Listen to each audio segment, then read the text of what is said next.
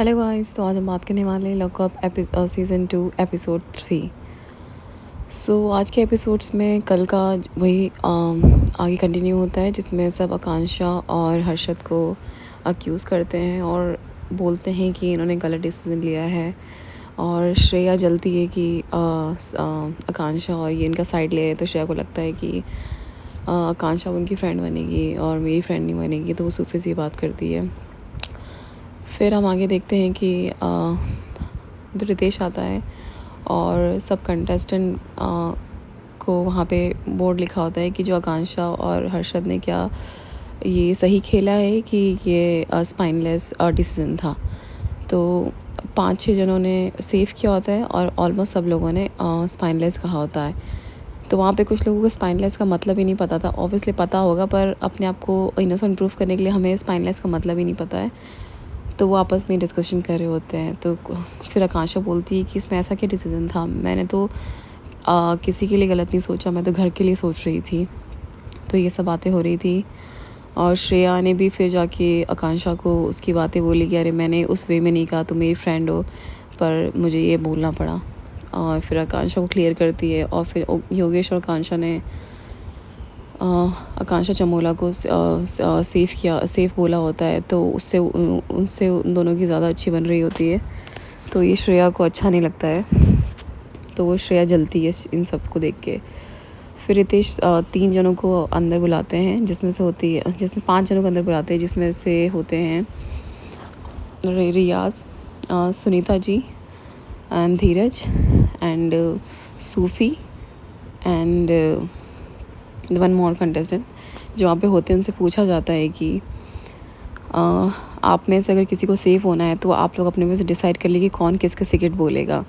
जो सीक्रेट बोल देगा वो सेफ़ हो जाएगा। तो पहले लोग डिसाइड नहीं करते हैं, पर फिर सब एक एक नाम लेते हैं। उसमें से नाम निकल के आता है सुनीता जी का, और सुनीता जी के पास होता है आकांक्षा का सीक्रेट। तो वो बाहर जाती हैं और आकांक्षा का सीक्रेट बताती हैं, जो कि ऑब्वियसली सबको लगता है कि वो बहुत बड़ा टॉपिक है। आकांक्षा क्या योगेश से प्यार करती है? नहीं, यही होगा। तो उसमें ये बोला जाता है कि आकांक्षा बोलती है कि योगेश ने स्पिट्सबर्ग की फलाने मुझे आई लाइक यू कहा था, पर मैं उस टाइम उसको बोल नहीं पाई क्योंकि सर्कमस्टेंसेस ऐसी थी। तो इसका मतलब यही होता है कि वो भी उसको पसंद करती है पर बोल नहीं पाई, वो इनडायरेक्टली यही बोलना चाहती है। तो सब बोलते हैं ये कैसा सीक्रेट है, ये तो बहुत ही वाहियात सीक्रेट है, सब मुंह बनाने लग जाते हैं।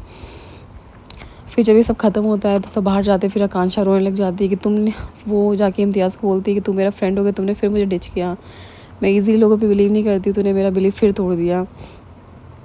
फिर सब वहाँ पे रोती है वो आकांक्षा की मेरे लिए बहुत बड़ी बात है, लोग मुझे बाहर गालियाँ देते हैं, मैं अपना डीएम नहीं खोल पाती हूँ, कुछ लोग आके पॉडकास्ट करके कुछ भी बोल जाते हैं कि मैं सोई हुई हूँ, ऐसी बातें करते हैं। फिर श्रेया वहाँ पे आती है तो ये बोलती है फ़क ऑफ, तो उसको बुरा लग जाता है, फ़क ऑफ कैसे बोल दिया मुझे।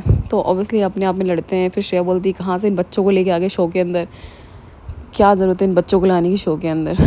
तो मैडम, अभी जब इस लॉकअप में जब पूछा गया था कि क्या एक्टर ने कंटेंट क्रिएटर ने एक्टर की जगह ले ली है, तो वही बात है, जिसके फॉलोवर्स होंगे उसकी दुनिया चलेगी। आज के टाइम वही है, एक्टर वैक्टर गए भाड़ में, जिसके फॉलोवर्स होंगे इंस्टा पे उन्हीं का लाइफ सॉर्टेड है। तो इन लोगों की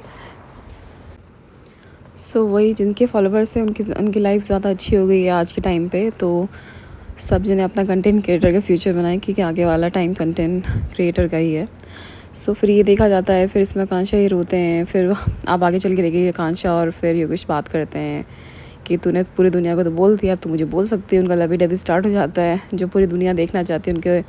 उनके फॉलोवर्स, उनके जो शुभ चिंतक है, वो देखना चाहते हैं उन लोगों को साथ में, तो वो देखते हैं और फिर यही बातें करते हैं। फिर सब जने वहाँ पे खाना खाते हैं और फिर वहाँ पे ये बात उठती है कि क्या एक्टर की वाइफ होना बहुत मुश्किल होता है, वो जो इंटीमेट सीन देते हैं उससे बहुत दिक्कत होती है वाइफ को। तो जो यहाँ पे राम कपूर है वो बोलते हैं कि मैं एक ऐसा हूँ जिसे 3 बार किस किया है, वो भी लिप लॉक वाला किस किया है साक्षी तन्वर के साथ में, तो ये मैं पहला हूँ। फिर वो बोलता है कि अगर वाइफ को तुम ट्रस्ट दिखाते हो, चाहे तुम किसी के साथ सोए भी हो, तब भी अगर तुम्हारा रिलेशन तुम्हारी बीवी के साथ अच्छा है तो सब चल सकता है। जिस पे आकांक्षा चमोला बोलती है ये कौन सी बात है, तुम पहले इंटेंशनली तुम फिज़िकल हो जाओ, उसके बाद बोलो कि गलती होगी और माफ़ कर दे, ऐसा नहीं होता है। तो राम कपूर के लिए वैसे ही गौतमी कपूर तो वैसे ही आधी पागल है, तो उसके लिए कोई बड़ी बात नहीं। पर जो जो ऑनेस्टली इमोशनली अटैच होते हैं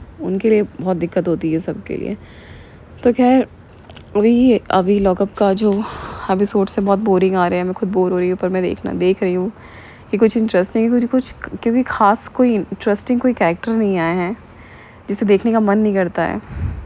तो बस ये फिर कल के एपिसोड में देखोगे कि फराह खान आएगी, वो सबको उनके बारे में बताएगी तुम क्या कर रहे हो, क्या तुम्हें करना चाहिए। जैसे बिग बॉस में आके वो सबको हिंट देती थी, वैसे वो यहाँ आके हिंट दे रही है। तो दैट्स इट, यही था आज के एपिसोड्स में। और आपको अगर कुछ और जानना तो नीचे कमेंट बॉक्स में करिए। Okay, tata, bye bye.